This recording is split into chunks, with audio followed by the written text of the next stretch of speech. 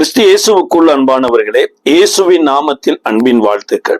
இந்த தொடர் லெந்து தியானத்திலும் கூட ஏசாயா தீர்க்க தரிசன புஸ்தகம் 61ஆம் அதிகாரத்திலே இருந்து ஒரு சில காரியங்களை நாம் தியானித்து ஜெபித்து வருகிறோம்.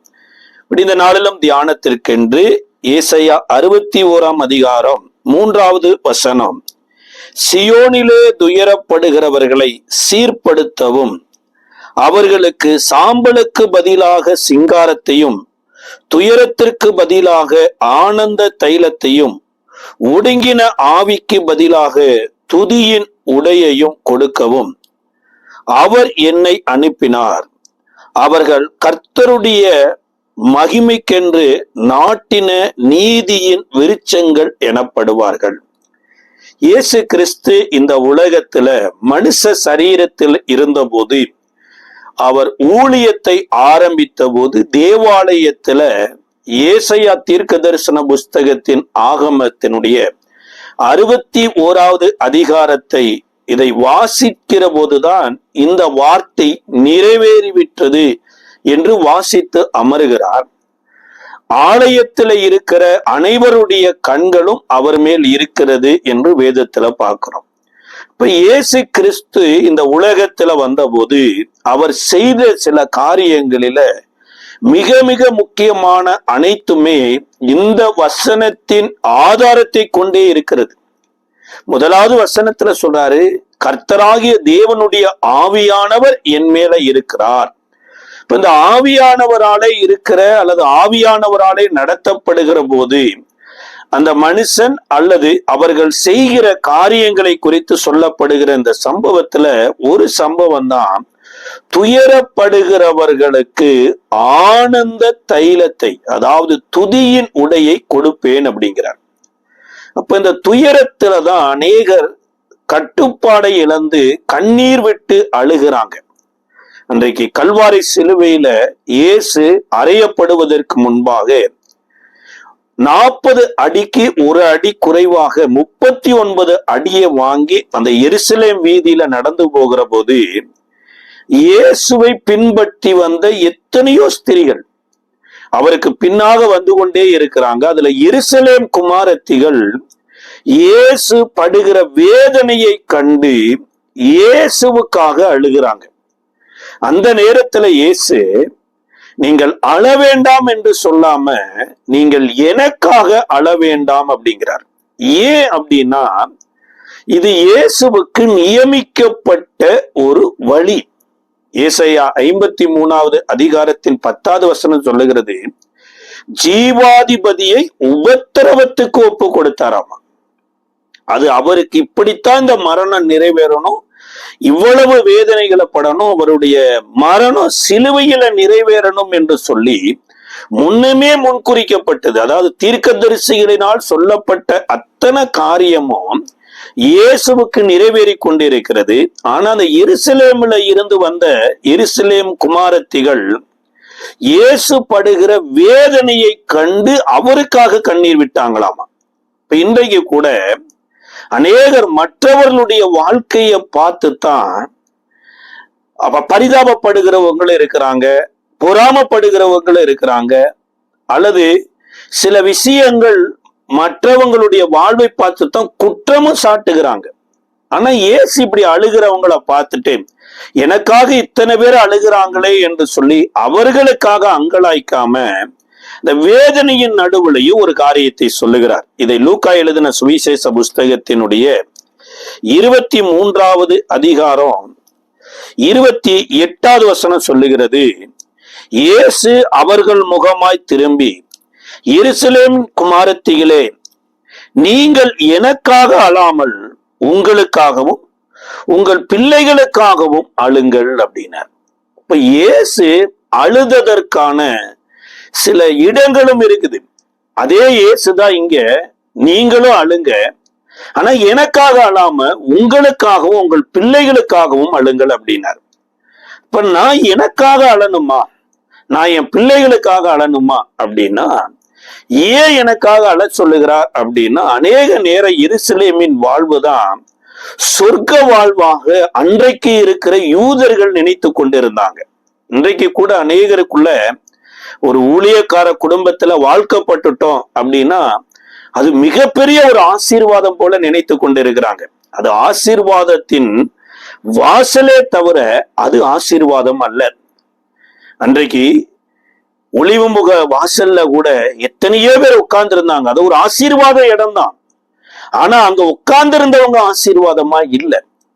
இப்ப இன்றைக்கு நீங்களும் நானும் எதுல திருப்தி அடைந்து விடக்கூடாது அப்படிங்கிறாருன்னா, ஒருவேளை ஊழியக்கார குடும்பத்துல வாழ்க்கப்பட்டிருந்தாலோ, அல்லது ஊழியக்காரருக்கு நம்ம பிள்ளைகளா பிறந்திருந்தாலோ, அல்லது ஊழியக்காரர்களோடு கூட நம்ம ஐக்கியமா இருந்தாலோ நம்ம நித்திய ஜீவனை சுதந்திரித்து விட முடியும் என்கின்ற அந்த கற்பனைக்குள்ள நம்ம போயிடவே கூடாது. அதனாலதான் எருசலேம்ல இருக்கிற குமாரத்திகளை பார்த்து தான் சொன்னார், நீங்க உங்களை சரியா கர்த்தருக்குள்ள நடத்தலைன்னா உங்களை பின்பற்றி வரக்கூடிய உங்கள் பிள்ளைகளும் உங்களையே ஃபாலோ பண்ணுகிறவங்களா மாறிடுவாங்க.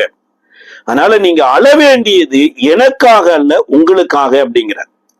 இயேசு இந்த பூமியில இருந்தபோது இந்த மாயக்காரராகிய பரிசேயரையும் சதுசேயரையும் வெளியரங்கமா கடிந்து கொண்டாருங்க. ஏன் அப்படின்னா அவர்கள் வாழ்க்கை ஒரு விதமா இருந்தது, அவர்கள் போதித்த போதனை ஒரு விதமா இருந்தது. மத்தேயு எழுதின சுவிசேஷ புஸ்தகம் 8ஆம் அதிகாரம் 11-12 வசனங்களில அநேகர் கிழக்கிலும் மேற்கிலும் இருந்து வந்து பரலோக ராஜ்யத்தில் ஆபிரகாம், ஈசாக்கு, யாக்கோபு என்பவர்களுடைய பந்தி இருப்பார்கள்.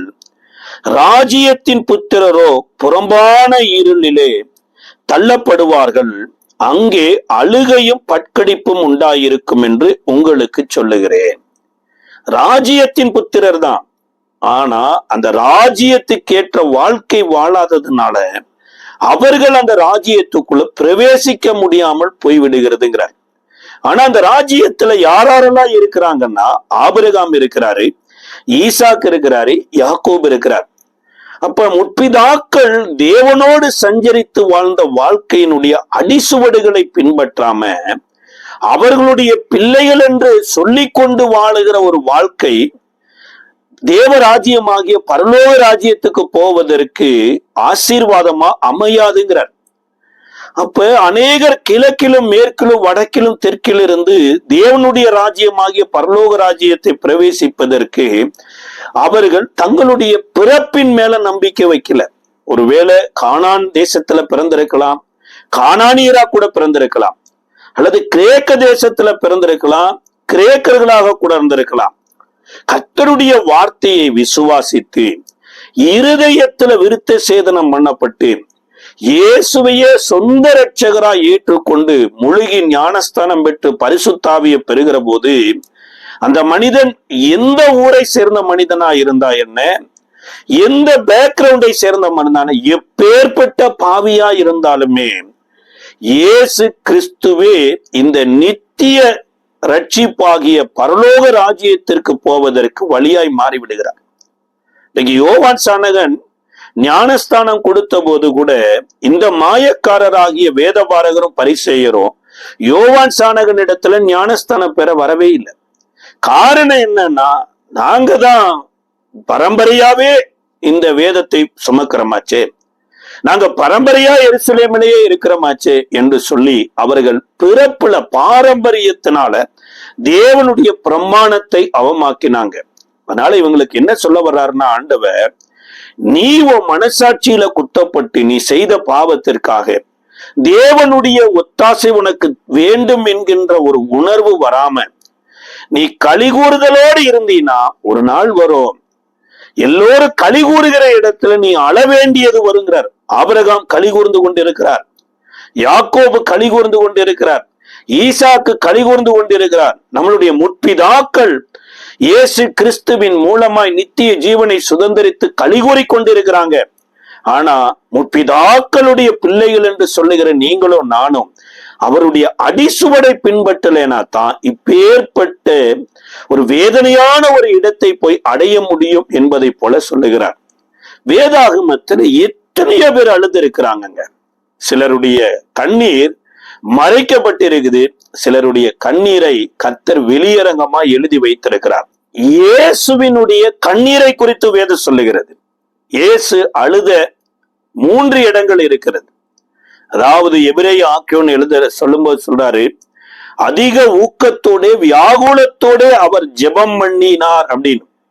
அது கெத்செமனே தோட்டத்துல சொல்லப்பட்டிருக்கிறது.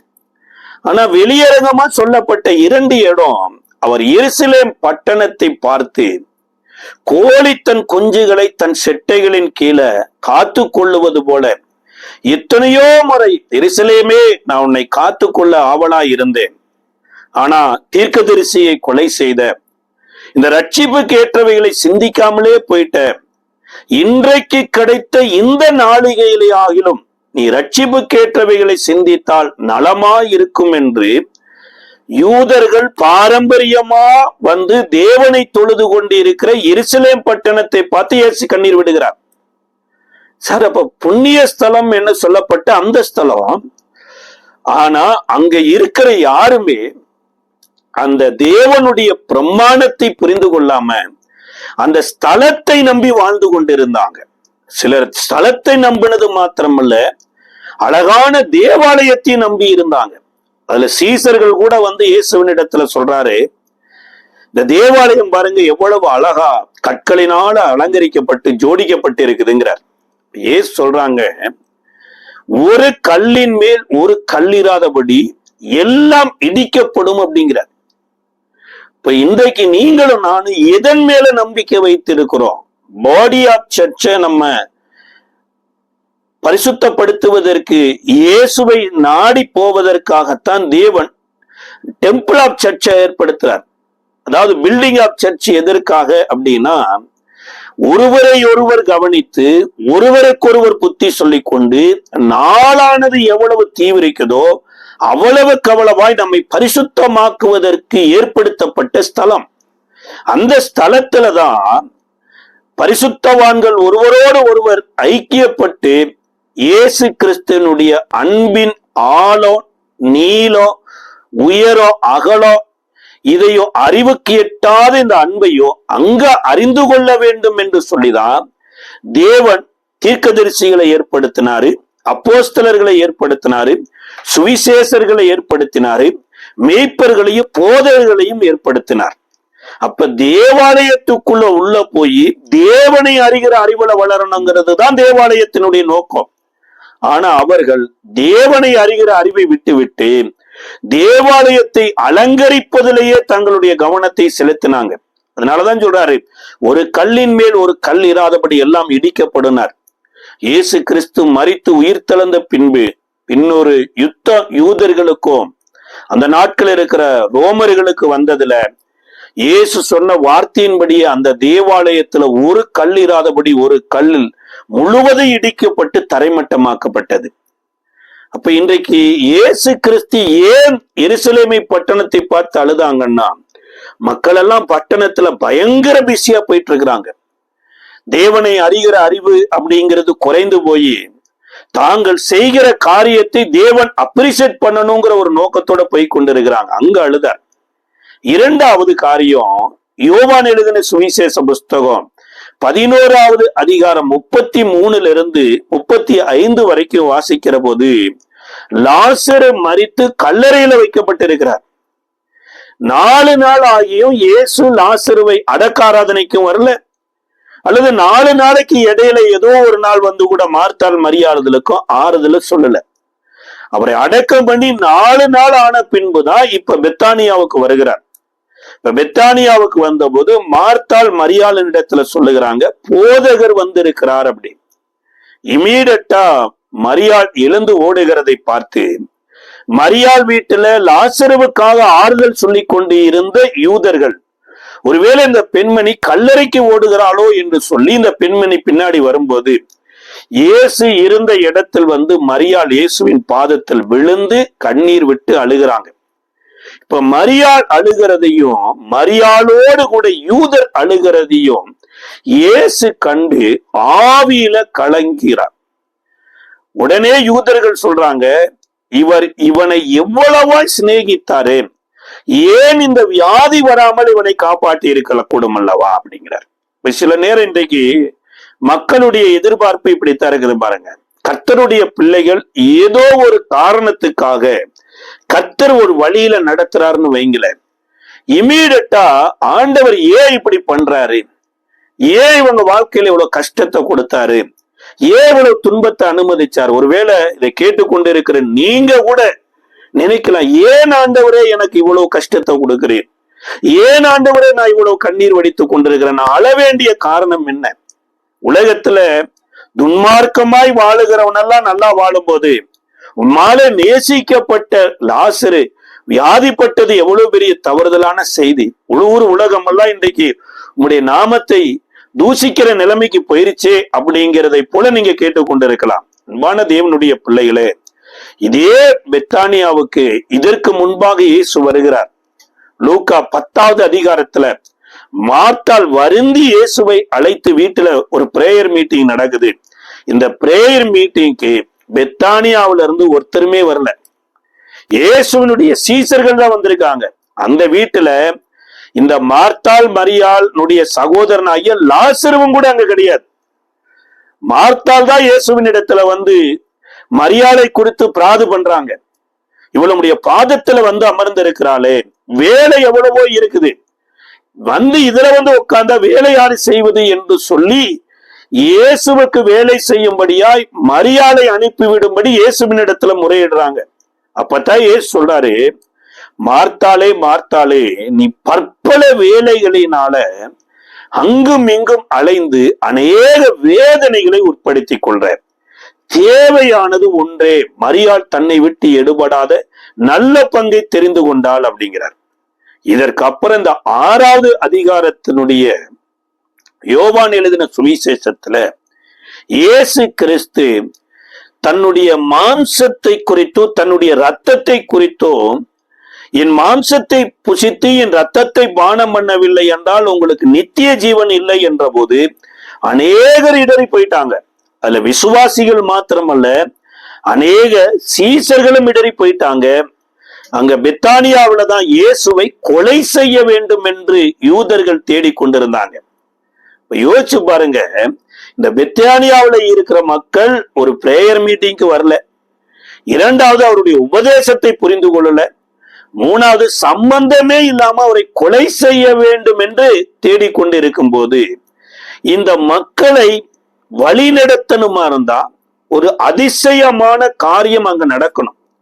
அதாவது ஒரு நார்மல் அற்புதத்தை காட்டிலும் ஒரு எக்ஸ்ட்ரீமான ஒரு அற்புதம் நடக்கணும். யூதர்களுக்குள்ள ஒரு நம்பிக்கை இருந்தது என்னன்னா, ஒரு மனிதன் மரித்து போய்விட்டானா அவனுடைய சரீரம் அந்த இடத்துல இருந்தாலும் அவனுடைய ஆவி 3 நாட்கள் அவனுடைய வீட்டை சுற்றிலே இருக்கும், அல்லது அவனை அடக்கம் பண்ணின ஸ்தலத்துல இருக்கும் அப்படின்னு ஒரு நம்பிக்கை இருக்குது. ஆனா இயேசு இவர்கள் நம்புற காரியம் மாதிரி நடந்துடக்கூடாதுன்னு தான் 4வது நாள் வர்றார். இதுல 2 காரியங்கள் இருக்கு. ஒன்று என்னன்னா, உலகம் உண்டாகி 4000 வருடத்துக்கு அப்புறம் தான் இயேசுவே இந்த பூமியில பிறக்கிறார். அப்ப இந்த 4000 வருடம் ஆண்டவருடைய பார்வையில 1000 வருடம் ஒரு நாளை போல இருக்குறதுனால லாசருவை உயிரோட எழுப்புகிற போது லாசருவை மாத்திரம் உயிரோட எழுப்பல, அவரை நேசிக்கிற ஒவ்வொருவருக்கும் தன் உயிரை கொடுத்து எழுப்ப போகிறார் என்பதற்கு அடையாளமா அப்படி நடக்குது. இந்த லாசரு வியாதிப்படல, லாசரு மரணம் அடையல, லாசருவை கல்லறையில கொண்டு போய் வைக்கல அப்படின்னா கட்டாயம் அந்த யூதர்கள் எல்லாம் மரியாளுடைய வீட்டிற்கு வந்திருக்க மாட்டாங்க. இப்ப மரியாள் வீட்டுல 4 நாளாய உட்கார்ந்து அமர்ந்து கொண்டு இருக்கிற இந்த மக்கள் மரித்த மனுஷனுக்காக அமர்ந்து இருக்கிறாங்க, ஆனா நித்திய ஜீவனை பெறுவதற்கு வரமாட்டீராங்களே. சரி, இவங்கதான் புரிந்து கொள்ளாமல் இருக்கிறாங்கன்னு பரவாயில்ல, தேவனுடைய பாதத்தில் அமர்ந்து இருக்கிற இந்த மரியாளும் தேவ சித்தம் என்னதென்று புரியாமல் அழுகிறாங்களே என்று சொல்லிதான் ஆவியில கலங்கி கண்ணீர் விடுகிறார்.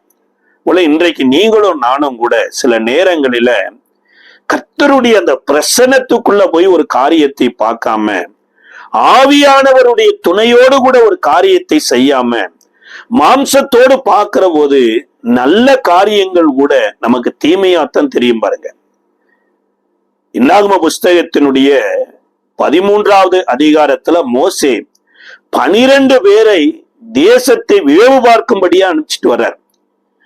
அதன்படி 12 பேர் போய் கானான் தேசத்தை வேவு பார்த்துட்டு திரும்பி வந்து அந்த கடைசி 3 வசனம் சொல்லுகிறது, தேசத்தை சுட்டி பார்த்து வந்த 10 பேர் தேசத்தை குறித்தும் துர்செய்தி பரப்புறாங்க, தங்களை குறித்து துர்செய்தி பரப்புறாங்க.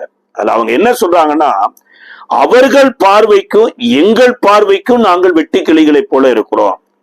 அந்த தேசம் தன் குடிகளை பட்சிக்கிற தேசம். கட்டாயம் அங்க குடியிருந்தோம்னா நம்ம அழிஞ்சு போயிருவோம். அது மாத்திரமல்ல, அங்க இருக்கிற மக்கள் எல்லாம் ராட்சத பிறவியான மக்கள். அப்ப ராட்சதர்களையே தங்கள் ராட்சத சக்தியை வச்சு தேசத்துல காக்க முடியாத போது நம்ம எல்லாம் அந்த தேசத்துல எப்படி போய் இருப்போம் அப்படின்னு தேசத்தை குறித்து துர்செய்தி பரப்புறாங்க. அதாவது தேவ ஆவி இல்லாம இந்த உலகத்துல வாழுகிற போது யார் யார் சொல்றதையோ நம்ம தீர்க்க தரிசனமா நினைச்சுக்கிட்டு இருப்பாங்க. ஆனா கர்த்தருடைய ஆவியை பெற்ற யோசுவாவும் காலேப்பும் இதே 14வது அதிகாரம் 5, 6, 7 வசனத்துல காலேப்பு ஒரு வார்த்தை சொல்றாரு, நாங்கள் சுட்டி பார்த்து சோதித்து வந்த அந்த தேசம் மகா நல்ல தேசம். கர்த்தர் நம்ம மேல பிரியமா இருந்தார்னா இந்த பாலும் தேடும் ஓடுகிற நலமும் விசாலமுமான அந்த தேசத்தை தருவார்கள். இப்ப இந்த காலேப்பும் அவங்களோட தான் போனாரு.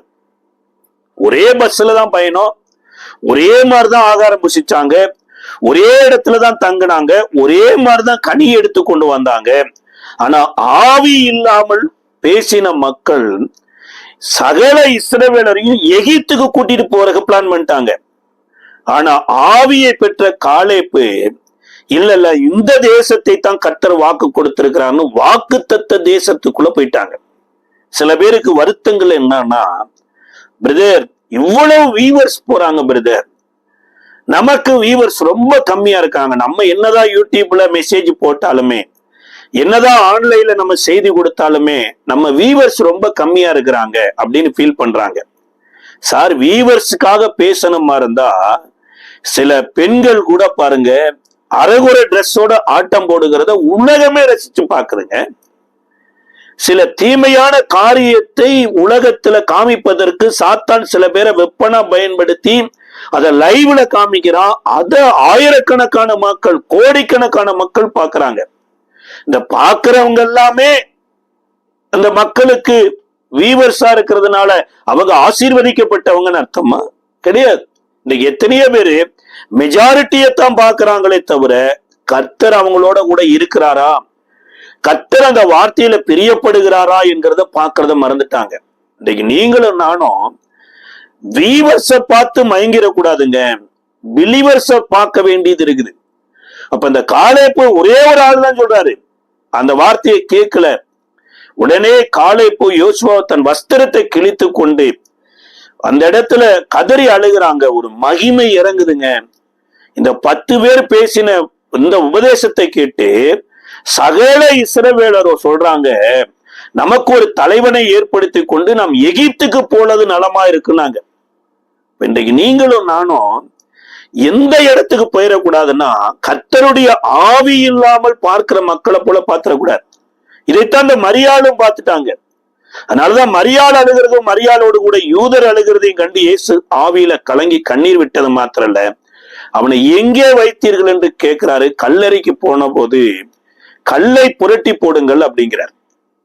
அது வரைக்கும் அமைதியா இருந்த மார்த்தாள், ஆண்டவரே ஆல்ரெடியே சகோதர வியாதிப்பட்டு தான் மரித்தான், அதனால 4 நாள் ஆயிற்று ஆண்டவரே, நாருமே அப்படிங்கிறாங்க.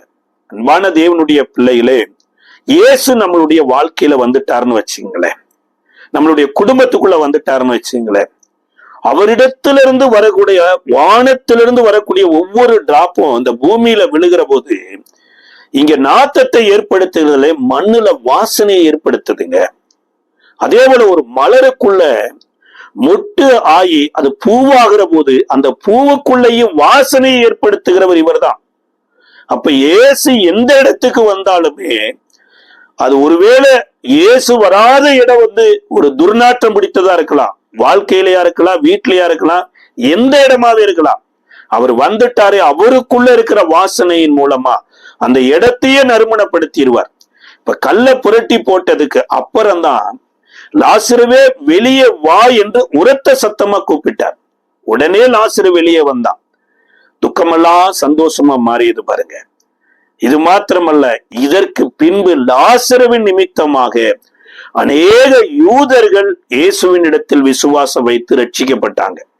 இப்ப ஏன் தேவன் இதை அனுமதித்தாருன்னா, நம்ம மூலமா சில கூட்ட மக்கள் ரட்சிக்கப்படணும்னு நம்மள சாட்சியா ஏற்படுத்தணும். இந்த சாட்சியினால அநேக நன்மைகள் வரும் பாருங்க. சங்கீதம் 119, 129 சொல்லுகிறது, உம்முடைய சாட்சிகள் அதிசயமானவையா, அவைகள் என்னை உயிர்ப்பிக்குங்கிறார். இங்க வேதம் சொல்லுகிறது, யோசேப்பு இந்த பென்யமீனை பார்த்து கதறி அழுகிற ஒரு இடம் வருது. ஏன் கதறி அழுகிறார் அப்படின்னா, காரணமே இல்லாம இந்த பென்யமீன் மேல குற்றம் சாட்டப்பட்டுச்சுங்க. ஆதியாம புஸ்தகத்தினுடைய 35ஆம் அதிகாரம் 18வது வசனத்துல ஏதோ தப்பு பண்ணி குற்றம் சாட்டப்பட்ட அந்த குற்றவாளியா நம்ம இருந்தோம்னா நம்ம ஏற்றுக்கொள்ளலாம் பாருங்க. நான் இவ்வளவு பெரிய தப்பு பண்ணேன், அதனால நான் குற்றவாளி அப்படின்னு ஒத்துக்கலாம் பாருங்க. பிறந்த குழந்தை என்ன சார் குற்றம் செஞ்சிட போகுது? இந்த பிறந்த குழந்தைக்கு கொடுக்கப்பட்ட ஒரு பெயர் பாத்தீங்கன்னா 18வது வசனம் சொல்லுகிறது, 35வது அதிகாரத்தினுடைய 18வது வசனத்துல, மரண காலத்திலே அவள் ஆத்மா பிரியும் போது அவள் அவனுக்கு பெனோனி என்று பெயரிட்டாள். அவன் தகப்பனோ அவனுக்கு பென்யமீன் என்று பெயரிட்டான். பெத்த தாய் தன்னுடைய பிள்ளைக்கு வைத்த பெயர் பாருங்க, பெனோனி. பெனோனினா என்ன அர்த்தம்னா, துன்பத்தின் மகனே, அதாவது என்ன தூக்கி திங்க பிறந்தவன் என்ன அந்த அம்மா பேர் வைக்கிறாங்க. உலக 1000 சொல்லிட்டு போட்டுன்னு வைங்கள, பெத்த தாயே தன் மகனை பெனோனின்னு சொன்னா எப்படி இருக்கு யோசிச்சு பாருங்க. ஏன்னா அந்த அம்மா சாக போறாங்க. இந்த அம்மாவுக்கு சாவுக்கு காரணமே இந்த பிள்ளைன்னு இந்த பிள்ளை மேல பலிய போடுறாங்க. ஆனா அந்த பிள்ளை ஒரு பாவமே செய்யலைங்க, இந்த அம்மா தான் பாவம் செய்தாங்க. அதாவது இவங்க அப்பாவை கர்த்தர் அழைக்கிற போது இவங்க அம்மாவையும் இவங்க பெரியம்மாவையும் சேர்த்தி கூப்பிடுறார். இவங்க எல்லாம் புறப்பட்டு வருகிற போது கர்த்தருக்கு பிரியமில்லாத சில காரியங்களை இவங்க அம்மா எடுத்து கொண்டு வர்றாங்க. பொழுது இவங்க தாத்தா வந்து கேட்கிறார், நீ உன் தகப்பனுடைய வீட்டின் மேல அன்பு வைத்து போற, ஓகே, ஏன் என் வீட்டுல இருக்கிற சில பொருட்களை எடுத்துக்கொண்டு போகிற என்ற போது இவனுக்கு அதன் மேல நாட்டமே இல்லை. இம்மீடியட்டா விசாரிக்காம கவனிக்காம யாரிடத்தில் அது இருக்கிறதோ அவன் சாக கடவான்னு சொல்லிட்டார். இது இவங்க அம்மாவாகிய ராகேலின் இடத்துல இருக்குது. இப்ப இந்த பிள்ளை வயிற்றுல இருந்ததுனால இவங்க அம்மா குழி தோண்டி புதைச்சு அதன் மேல சில பாய்களை விரிச்சு சாக்குகளை விரித்து அதன் மேல ஏறி உட்காந்துட்டு நான் கர்ப்பிணியா இருக்க எந்திரிக்க முடியாதுன்ட்டாங்க. அதனால தேடி பார்த்த போது அவங்க அப்பா வீட்டுல இருந்து எடுத்துட்டு வந்தது கண்டுபிடிக்க முடியல. இது இவங்களோட கூடயே வருது.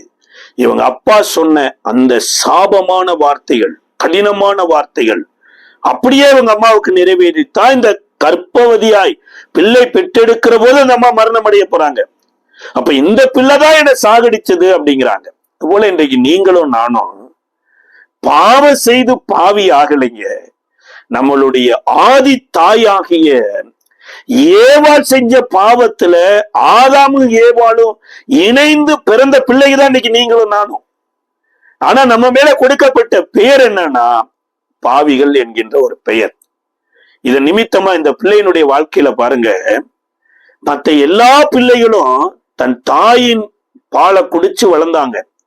ஆனா இந்த பிள்ளை அவங்க அம்மா தாய்ப்பால் குடிக்காம வளர்ப்பு தாய்ப்பால் குடிச்சு வளர்றாங்க.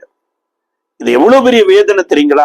இந்த உலகத்துல கர்த்தர் கொடுத்த மிகப்பெரிய பொக்கிஷத்துல மிக மிக முக்கியமானது தகப்பனும் தாயும் தான். ஆனா சில பிள்ளைகள் வயிற்றுல இருக்கும் போதே தகப்பனை இழந்திருப்பாங்க பாரு. பூமியில பிறக்கிறதுக்கு முன்னாடியே தகப்பன் இல்லாமல் பிறந்த எத்தனையோ பிள்ளைகள் இருக்கிறாங்க. பிறந்து சில நாட்களில தாயை இழந்த சில பிள்ளைகள் இருக்கிறாங்க. அந்த பிள்ளைகளுக்கு பாருங்க எவ்வளவு பெரிய மன வேதனையா இருக்கும். ஒருவேளை பார்த்து கொண்டிருக்கிற நீங்கள் கூட ஏதோ ஒரு வேதனையோடு கூட ஏதோ ஒரு கண்ணீரோடு கூட இந்த நாளில இந்த வசனத்தை கேட்டுக்கொண்டிருக்கலாம். அன்பான தேவனுடைய பிள்ளையே, தேவனை குறித்து அநேக காரியங்கள் சொன்னாலுமே அதுல ஒரு காரியம் சொல்லப்பட்டிருக்குது. திக்கற்ற பிள்ளைகளையும் விதவைகளையும் விசாரிக்கிற ஒரு ஆண்டவர்.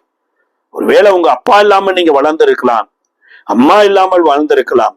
ஆனா கருவை உருவாக்கிய கர்த்தர் உங்களுக்கு தகப்பனாய் இருப்பார், தாயாய் இருப்பார், உங்களை விசாரிப்பார். இந்த பிள்ளைய அவங்க அப்பா தாயினும் அதிகமா நேசித்து வளர்த்துறாரு, வேற எங்கேயுமே விடல. இப்ப இரண்டாவது காரியம், உங்க அண்ணன் தான் யோசேப்பு இப்ப எகிப்து தேசத்துல பிரைம் மினிஸ்டர் ஆயிட்டார். இப்படி தாய் இல்லாமலே இவனை வளர்ந்தவனை இவனை பார்க்க வேண்டும் என்று சொல்லி பல காரியங்களை செய்து எகிப்துக்கு வரவழைத்த போது, இந்த யோசேப்பு இந்த பென்யமீனை பார்த்த போதுதான் அவன் கழுத்தை கட்டி பிடித்துட்டு அழுகிறான். அழுது மாத்திரமல்ல, இவனை தன்னோட வைத்துக் கொள்ள வேண்டும் என்று விரும்பினான். இதற்காக எல்லாருக்கும் ஒரு பங்கு கொடுத்து அனுப்பும் போது இவனுக்கு 5 பங்கு கொடுத்து அனுப்புறப்ப இவனுடைய பையில ஒரு வெள்ளி பாத்திரத்தை உள்ள வச்சு விட்டுட்டான். வழியில அனுப்பிச்சு விட்ட போது தன்னுடைய படை வீரர்களை அனுப்புறான். யாரிடத்துல வெள்ளி பாத்திரம் இருக்குதோ அவனை தூக்கி கொண்டு வா அப்படின்னா, இந்த பென்யமீனுடைய பையில வெள்ளி பாத்திரம் இருக்குது. இப்ப இந்த 10 பேரு திரும்பி வர்றாங்க. இந்த 10 பேர்ல யூதா எனப்பட்ட ஒரு மனுஷன் சொல்றாரு, எங்க அப்பா இந்த பையன் மேல உயிரையே வச்சிருக்கிறார். ஏன் அப்படின்னா, இவன் பிறந்த உடனே அவங்க அம்மா இறந்துட்டாங்க, தாய் இல்லாம வளர்ந்த பிள்ளை, அதனால தாயை போல எங்க அப்பா இவனை நேசிக்கிறாரு. ஒருவேளை நான் இல்லாம கூட எங்க அப்பா இருந்துருவாரு, இவன் இல்லாம இருக்க மாட்டாரு, அதனால என்ன திருடனா ஏற்றுக்கொள்ளும், என் தம்பியை விட்டுருன்னு கதறார். அப்பொழுதுதான் யோசேப்பு தன்னை அடக்கி கொள்ள முடியாதபடி அவன் கத்தி கதறி அழுகிறான். இதை குறித்து ஆதியாம புஸ்தகத்தினுடைய 43வது அதிகாரத்தினுடைய 12வது வசனத்திலையும் 34வது வசனத்திலையும் சொல்லப்பட்டிருக்கிறது. யோசேப்பு அழுகிறதை எகிப்தியர் எல்லாரும் கேட்டாங்களாமா. யோசேப்பு ஒரு சாதாரண மனுஷன் இல்லைங்க, இந்த எகிப்து தேசம் அனைத்தையும் ஆண்டு கொண்டே இருக்கிற ஒரு அதிபர், பார்வோனுக்கு அடுத்த ஸ்தானத்துல இருக்கிறார். அவர் அழுகிறானா சாப்பாட்டுக்கு வழி இல்லாம அழுகல, அல்லது மனைவி துரோகம் பண்ணிருச்சு அதனால அழுகல, பிள்ளைகள் துரோகம் பண்ணிட்டாங்கன்னு அழுகல. எதற்காக அழுதாருன்னா, தன்னுடைய சொந்த ரத்தமாகிய தன் சகோதரன் வந்து விட்டானே என்று சொல்லி அழுதாரம்மா. அப்ப இன்றைக்கு நீங்களும் நானும் இந்த born again ஆகிற போது, வேத வசனத்தின்படி நடக்கிற போது, நீங்களும் நானும் இயேசுவுக்கு சகோதரனும் சகோதரியும் தாயுமாய் மாறுகிறோம். அப்ப நீங்களும் நானும் அவரோடு கூட இருக்கணும், அவரோடு கூட தங்கணும்னு சில காரியங்களில நம்மளை நடத்துகிறார். அதனாலதான் எருசலேம் குமாரத்திகளை பார்த்து சொல்றாரு, நீங்கள் எனக்காக அழாமல் உங்களுக்காக உங்கள் பிள்ளைகளுக்காகவும் அழுங்கள் அப்படிங்கிறார். அப்ப இந்த துயரத்திற்கு பதிலாக ஆனந்த தைலத்தினுடைய அபிஷேகம் அல்லது துதியின் சந்தோஷம் எப்படி வருதுச்சுன்னா, எந்த பென்யமீன் தாயில்லாம வளர்ந்தானோ அந்த பென்யமீன் இப்ப எகிப்து தேசத்தினுடைய பிரதம மந்திரியினுடைய சகோதரனா வந்தது மாத்திரமல்ல, எல்லாரையும் இந்த யோசேப்பு ஒரு பங்கு கொடுத்து அனுப்புனாரு. இந்த பென்யமீனுக்கு 5 பங்கு கொடுத்து அனுப்புனாரு. இவர் பட்ட பாடுகளினுடைய பிரதிபலன் என்னவா மாறுதுன்னா, இஸ்ரவேலில முதல் ராஜாவாய் பென்யமீன் கோத்திரத்திலிருந்து சவுலை கர்த்தர் தேர்ந்தெடுக்கிறார். ஒருவேளை இன்றைக்கு நீங்க போகிற பாதையெல்லாம் உங்களுக்கு வேணா ஒரு புரியாததா இருக்கலாம், ஆனா ஆவிக்குரிய மூத்த சகோதரனாகிய இயேசு உங்களை விட அநேக பாடுகள் வழியாய் கடந்து போயிருக்கிறார். இந்த யோசேப்பு எகிப்து தேசத்துல இப்பேற்பட்ட பாடுகள் பட்டாருன்னா, இன்னைக்குனாவது யோசேப்பு இருக்கிறாரு. யோசேப்பை நாடித்தான் இந்த 10 பேர் வந்து நிக்கிறாங்க.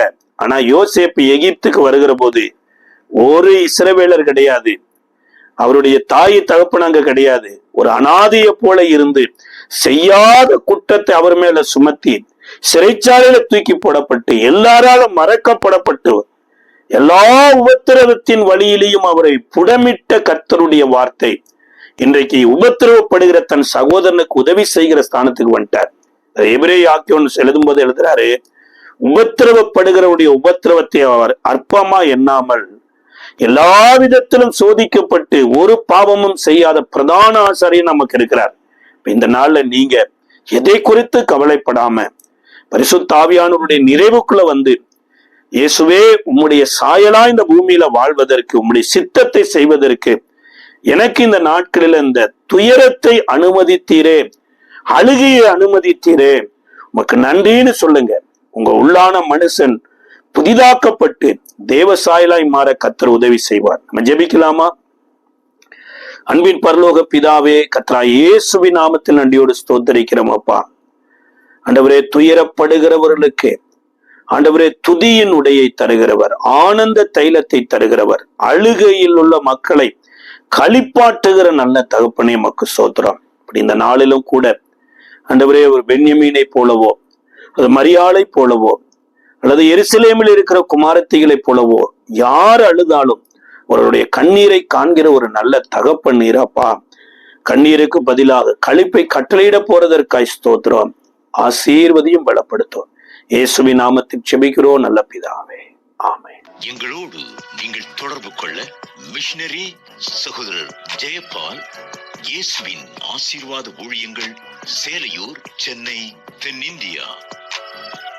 Missionary brother Jayapal, Jesus plus ministries, Selaiyur, Chennai, south India.